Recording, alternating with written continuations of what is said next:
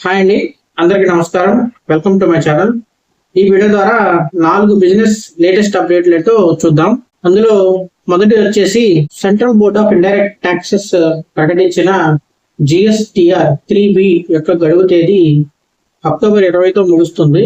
అది దీపావళి కారణంగా అక్టోబర్ 25 వరకు పొడిగించారండి. సెకండ్ వన్ వచ్చేసి మీషో IPO అండి. ఈ కామర్స్ సంస్థ అయినటువంటి మీషో IPO కోసం డాక్యుమెంట్స్ ని సెబీకి సమర్పించింది. ఈ IPO ఇష్యూ ద్వారా టోటల్ గా 6,600 కోట్లు నిధులు సమీకరించనుంది. ఇందులో 4,250 కోట్లు కొత్త షేర్ల ద్వారా వస్తాయి. మిగతా వాటి యొక్క అమ్మకాల వల్ల వస్తాయి.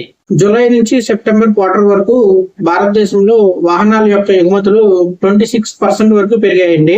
2 వీలర్ మరియు 3 వీలర్ తో పాటు అన్ని విభాగాల్లో మారుతి సుజుకి ఏకంగా 2 లక్షల పైగా వాహనాలని ఎగుమతి చేసింది.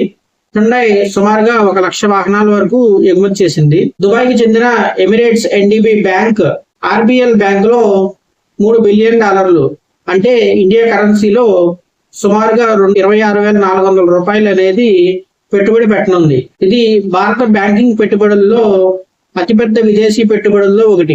ఈ పెట్టుబడి వల్ల RBL బ్యాంక్ యొక్క మూలధనం 15% నుంచి 40% వరకు పెరుగుతుంది. నవంబర్ 19న వాటాదారుల సమావేశంలో ఈ నిర్ణయం తీసుకోనున్నారు.